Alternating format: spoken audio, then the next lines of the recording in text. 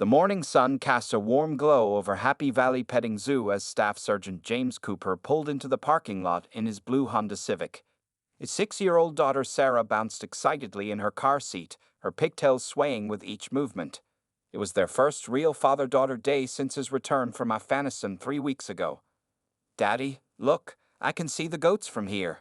Sarah pressed her face against the car window, her breath leaving small foggy patches on the glass.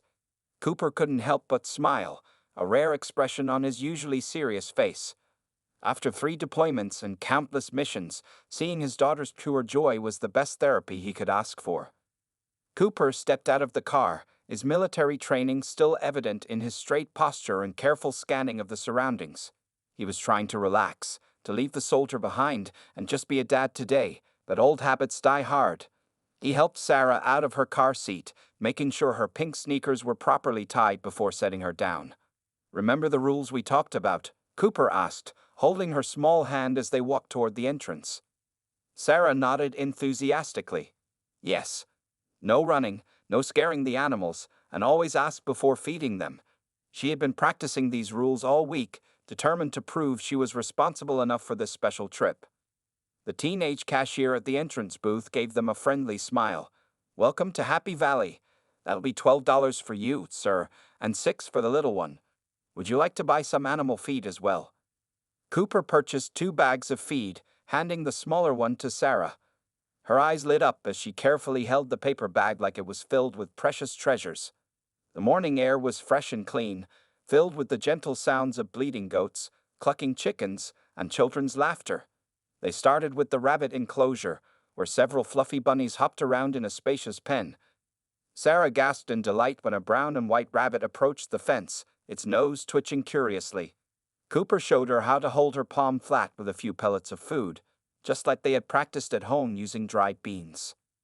"Gentle, sweetheart," he coached, his deep voice soft and encouraging. "Let them come to you." His fellow soldiers would hardly recognize this version of him. The man who could clear buildings in combat was now teaching his daughter the proper way to feed a bunny. A young rabbit carefully took the food from Sarah's hand, making her giggle. "Daddy, it tickles," she exclaimed, looking up at him with pure joy. Cooper felt something tight in his chest begin to loosen. For the first time since returning home, the memories of gunfire and explosions seemed distant, replaced by his daughter's laughter. They moved on to the goat pen, where friendly Nigerian dwarf goats crowded around the fence. Sarah was initially intimidated by their enthusiasm, but gained confidence as Cooper demonstrated how to feed them. He kept one hand protectively on her shoulder, ready to pull her back if the goats got too excited. An elderly couple watching nearby smiled at the scene. "Your daughter is so well behaved," the woman commented. "You must be very proud." Cooper nodded, allowing himself another small smile. "Thank you, ma'am. We've been looking forward to this day for a long time." 3 months ago, he had been leading patrol missions through dusty streets, always on high alert. Now, watching Sarah confidently feed a baby goat, he felt more like a success than any military operation had ever made him feel. They visited the chicken coop next, where Sarah learned to scatter feed carefully on the ground. Cooper helped her understand why they shouldn't chase the birds, explaining how animals need to feel safe just like people do. His patient teaching style, developed through years of training new soldiers, worked perfectly for introducing his daughter to the world of animal care. The morning passed peacefully as they made their way through the petting zoo. Cooper checked his watch. It was almost time for the scheduled sheep feeding demonstration. Sarah had been talking about this all week, ever since she saw it mentioned on the zoo's website. Everything was perfect, and Cooper allowed himself to relax slightly, enjoying this precious time with his daughter. He had no way of knowing that their peaceful morning was about to take an unexpected turn. The peaceful atmosphere at Happy Valley Petting Zoo shattered like glass when 3 thundering motorcycles roared into the parking lot. The powerful engines echoed off the surrounding buildings, causing nearby birds to scatter and sheep to huddle together nervously. Sarah grabbed her father's hand tightly as the noise grew louder. Cooper's body tensed automatically, his military training kicking in as he assessed the situation. The motorcycles were custom Harley-Davidsons, decorated with chrome skulls and painted in black and red. Their riders wore leather vests covered in patches, the largest showing a snarling wolf with the words "Night Wolves MC" curved above it. "Daddy, the animals are scared," Sarah whispered, pointing to the rabbits who had all rushed into their wooden shelters. Cooper gave her hand a reassuring squeeze, keeping his voice calm despite his growing concern. "It's okay, sweetheart. Let's go watch the sheep feeding while these gentlemen park their bikes." But the bikers had other plans. The three men strutted through the entrance, ignoring the teenage cashier who nervously asked them to buy tickets. The leader was a massive man with a gray beard and arms covered in tattoos. The other visitors quickly nicknamed him Tank in their worried whispers. His two companions were younger but equally intimidating, one tall and skinny with a shaved head, the other shorter with a leather vest stretched tight over his belly. "Well, ain't this just precious?" Tank announced loudly, his voice carrying across the petting zoo.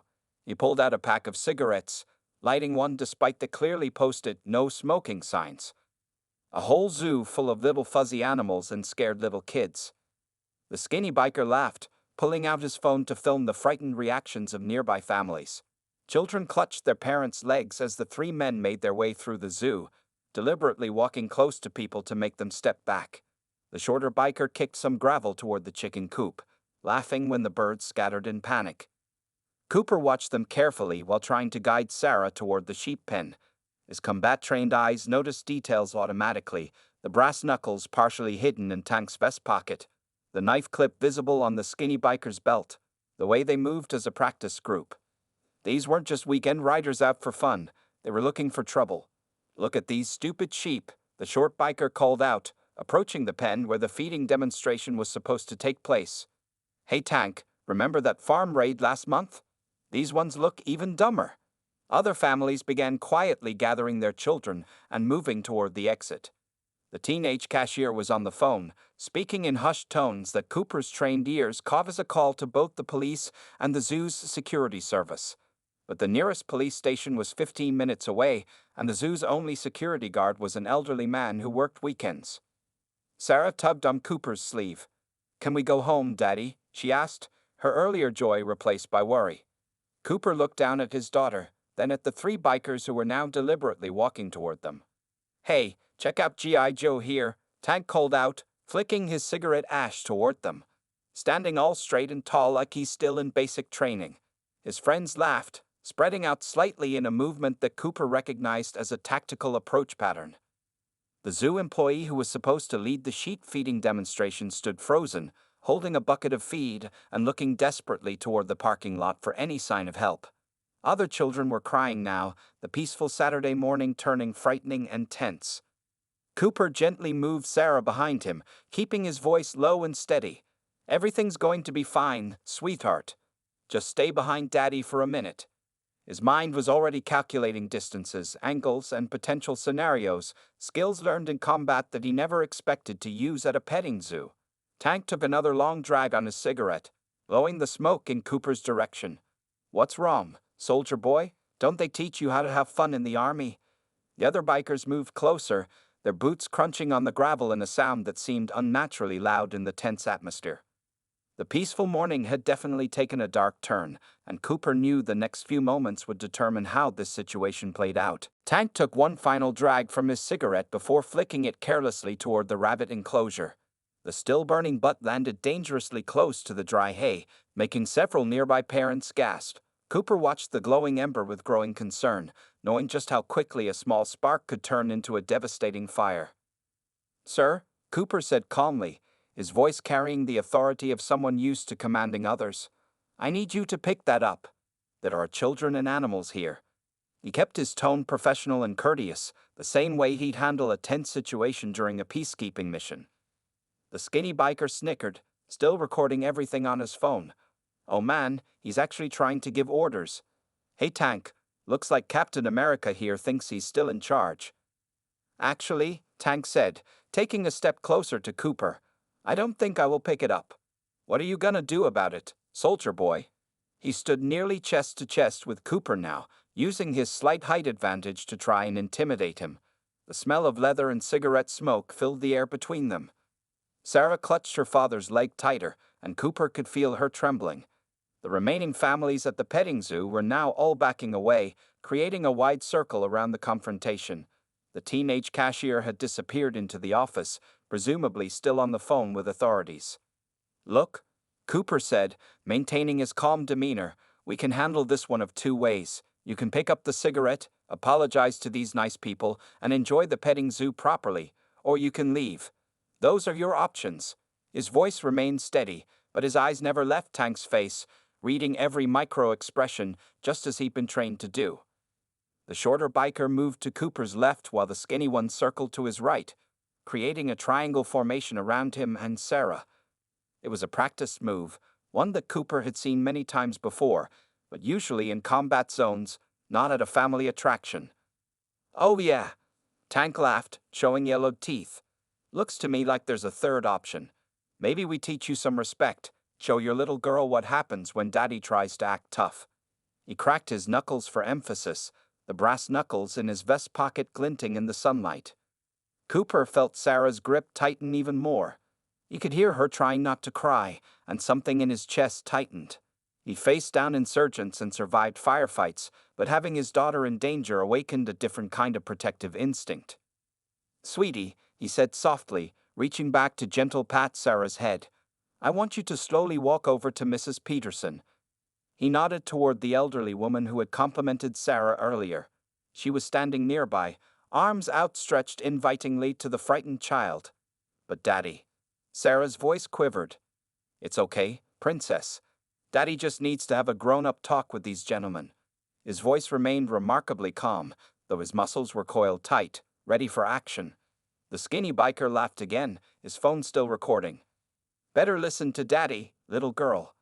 This grown-up talk might get a bit messy." Sarah looked up at her father one last time before carefully backing away.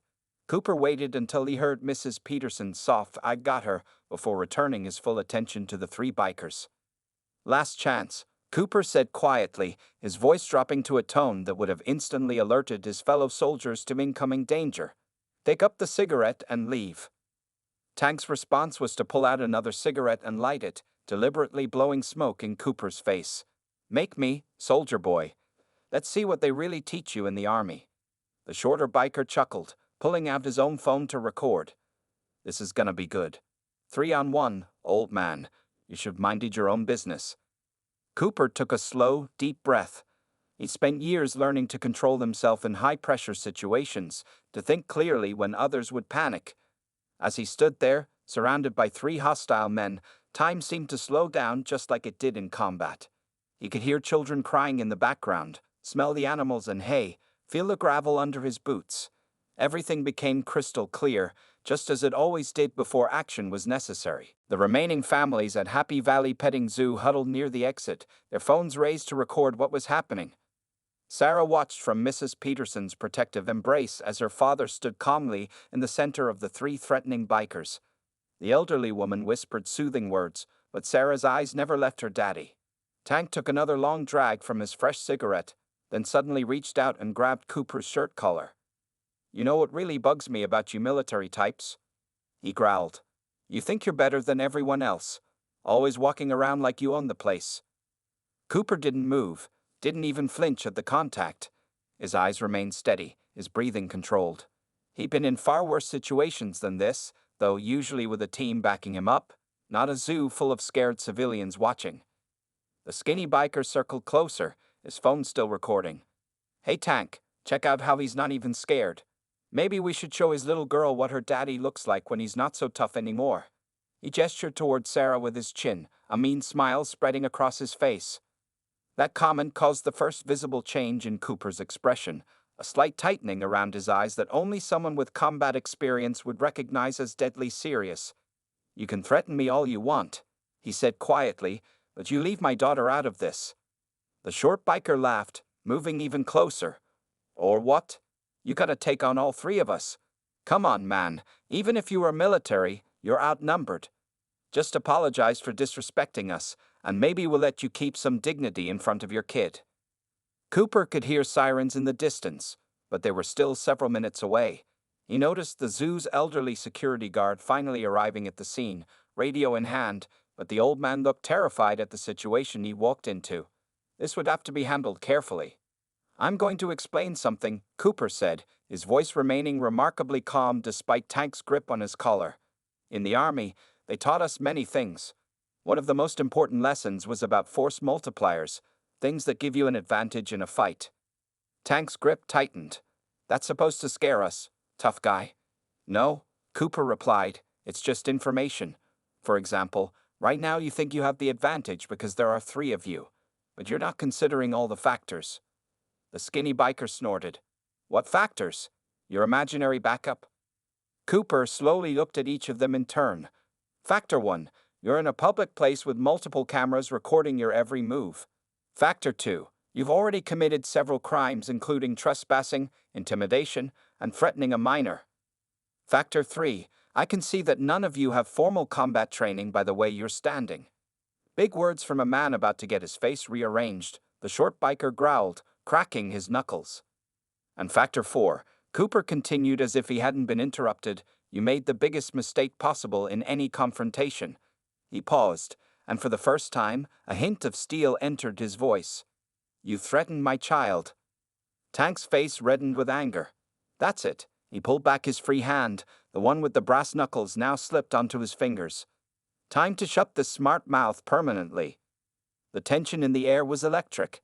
Children were crying, parents were shouting for someone to help, and the elderly security guard was frantically speaking into his radio.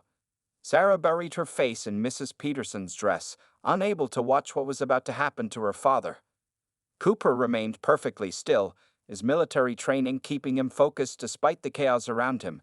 He saw everything with crystal clarity, Tank's muscles tensing for the punch, the skinny biker shifting his weight to join in, the short one reaching for something in his back pocket. Time seemed to slow down as Cooper made his final assessment. The next few seconds would change everything at Happy Valley Petting Zoo forever. The world seemed to pause for a moment as Tank's fist, now armed with brass knuckles, hung in the air. Cooper's mind flashed back to his combat training instructor's words. The moment before a fight is when most people make their biggest mistakes. But you're not most people, you're soldiers. Last warning, Cooper said, his voice carrying across the now silent petting zoo. Walk away now, and we all go home without trouble. Even as he spoke, he noticed the skinny biker sliding sideways, trying to get behind him. The short one had managed to pull something from his back pocket, a small canister that Cooper instantly recognized as pepper spray. Tank sneered, tightening his grip on Cooper's collar. You're still trying to act tough. Look around you, soldier boy. Nobody's coming to help you. Even that security guard's too scared to do anything. He gestured toward the elderly guard who stood frozen near the entrance, still clutching his radio. Sarah's quiet sob from where she stood with Mrs. Peterson cut through the tension like a knife. The sound made something shift in Cooper's eyes. A change so subtle that only someone with combat experience would have recognized it. It was the look of a soldier moving from defense to offense. You know, Cooper said calmly, in Afghanistan, I once had to hold a position against 12 armed insurgents. Alone, his voice remained conversational, almost friendly. Want to know how that turned out? The skinny biker laughed nervously, his phone still recording. This ain't Afghanistan, tough guy. And we ain't some desert rats with guns. We're the night wolves. Cooper nodded thoughtfully. You're right. This isn't Afghanistan. His voice dropped lower, becoming deadly serious. This is my daughter's favorite petting zoo, and you're scaring her. Tank's face twisted with rage. Enough talking. He started to swing his brass-knuckled fist toward Cooper's face. At the same moment, the short biker raised his pepper spray while the skinny one lunged forward with a hidden knife. Time seemed to slow down for Cooper as his military training took over completely. He saw everything with perfect clarity, the angle of Tank's punch, the position of the pepper spray, the glint of the knife. He also noticed other details, the scared animals huddling in their enclosures, the children hiding their faces in their parents' clothes, and most importantly, his daughter's frightened eyes watching from across the zoo. It's okay, Sarah? Cooper called out calmly, even as Tank's fist approached his face. Daddy's got this. The elderly security guard finally found his voice. Police are 3 minutes out, he shouted, but Cooper knew this would be over long before they arrived. Tank's fist was now inches from Cooper's face. The brass knuckles gleamed in the sunlight, and Cooper could smell the leather of the biker's vest mixed with cigarette smoke. Behind him, he heard the click of the pepper spray canister being readied, and the whisper of the knife cutting through air. In that frozen moment, Cooper saw 3 possible ways this could end. One would leave the bikers seriously injured. Another would result in property damage to the zoo. But the third option, the one he chose, would teach these men a lesson they'd never forget while ensuring no lasting harm came to anyone. Remember, his old combat instructor had said, "The best soldiers don't just win fights, they end threats." Cooper's muscles tensed imperceptibly as he prepared to move. He could hear Sarah's rapid breathing, the nervous shuffling of the watching crowd, and the distant wail of police sirens. Everything was in position. Tank's brass knuckles were now just a hair's breadth from Cooper's face. The biker's triumphant grin showed he thought victory was certain. He had no idea he'd already lost. "Sarah," Cooper called out one last time, his voice still perfectly calm. "Close your eyes, sweetie. This won't take long." And then everything exploded into motion. Cooper moved like water, fluid and unstoppable, as Tank's brass knuckles swept through the empty air where his head had been just a fraction of a second before. Cooper was already in motion. His left hand shot up, deflecting Tank's punch while simultaneously breaking the bigger man's grip on his collar. In the same smooth movement, Cooper stepped slightly to his right, a simple shift that put Tank directly between him and the skinny biker's knife. Tank's own momentum carried him forward as Cooper used a basic joint manipulation technique, one he practiced thousands of times in training. "What the?" Tank's surprised grunt was cut short as he found himself completely off balance, his arm now locked in Cooper's grip at an awkward angle. The skinny biker's knife thrust met nothing but air, and his forward momentum brought him stumbling toward his own leader. The short biker, trying to get a clear shot with his pepper spray, found his targets constantly shifting and moving. "First rule of combat," Cooper said calmly, his voice carrying clearly across the zoo, "never underestimate your opponent." He guided Tank's considerable bulk like a dance partner, using the bigger man's weight and momentum against him. The skinny biker tried to correct his stumble and slash backhand with his knife, but Cooper had anticipated this. With precise timing, he shifted Tank just enough that the knife's arc came nowhere near him. The blade instead caught Tank's leather vest, leaving a long cut in the material. "Hey, watch it!" Tank yelled at his own man, his face reddening with both exertion and embarrassment. The short biker finally got what he thought was a clear shot with the pepper spray, but Cooper's positioning was perfect. The spray caught the skinny biker full in the face instead of its intended target. "My eyes!" The skinny biker dropped his knife, hands clutching his face as he stumbled backward. His phone clattered to the ground, still recording everything. Cooper continued his fluid movement, never stopping, never rushing. Each action flowed into the next with practiced precision. He pulled Tank off balance while simultaneously sweeping the bigger man's legs, using his own weight and momentum to bring him crashing to the ground. The short biker, now panicking, tried to rush Cooper from behind. Without even looking, Cooper sidestepped and used the man's momentum to send him sprawling into a nearby pile of hay, the pepper spray canister flying from his hand. "Second rule," Cooper continued, his breathing still perfectly controlled. "Awareness is everything." He moved with practiced efficiency, never using more force than necessary. His movements weren't flashy or dramatic. They were precise, controlled, and devastatingly effective. The skinny biker was still on his knees, coughing and trying to clear his eyes. Tank attempted to push himself up but found his arm locked in a hold that sent waves of pain shooting through his shoulder whenever he moved. The short biker was spitting out hay and trying to untangle himself from the bale he crashed into. All of this had happened in less than 30 seconds. The watching crowd stood in stunned silence. The elderly security guard's mouth hung open, his radio forgotten in his hand. Parents who had been filming with their phones slowly lowered them, hardly believing what they'd just witnessed. "Third rule," Cooper said, maintaining the hold on Tank while scanning for any further threats. "The best fights are the ones that end quickly." His voice remained calm and professional, as if he were teaching a class rather than neutralizing 3 attackers. Sarah, still watching from Mrs. Peterson's protective embrace, saw only a blur of movement that ended with her father standing tall while the 3 scary men were down. She hadn't even had time to close her eyes as he'd suggested. The sound of police sirens grew louder, now just blocks away. The skinny biker's phone continued recording from where it had fallen, capturing everything.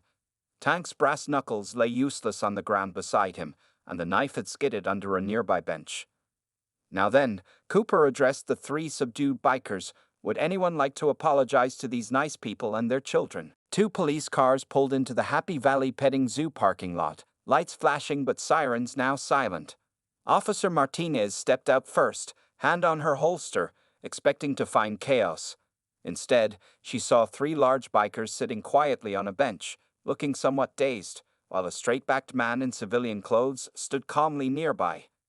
"I'm Staff Sergeant James Cooper," he said as the officers approached, his voice professional and clear. These three gentlemen were causing a disturbance. They've been subdued without serious injury, though the one with the red eyes might want to wash his face with milk to help with the pepper spray. The skinny biker, still wiping at his streaming eyes, nodded miserably. His own pepper spray had left him with a painful reminder of their poor choices. Tank sat with an ice pack from the zoo's first aid kit pressed against his shoulder, his earlier bravado completely gone. Officer Martinez's partner, Officer Thompson, quickly gathered statements from the witnesses while she spoke with Cooper. The zoo's elderly security guard handed over his incident report with shaking hands, still amazed by what he witnessed.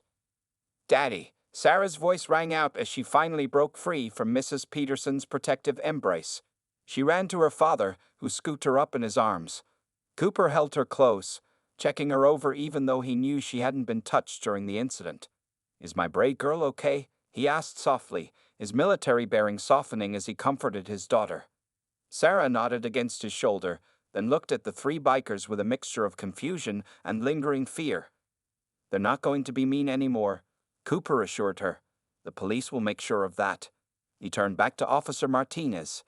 "You'll find a knife under that bench, brass knuckles by the hay bale, and a pepper spray canister in the corner, all used with intent to assault."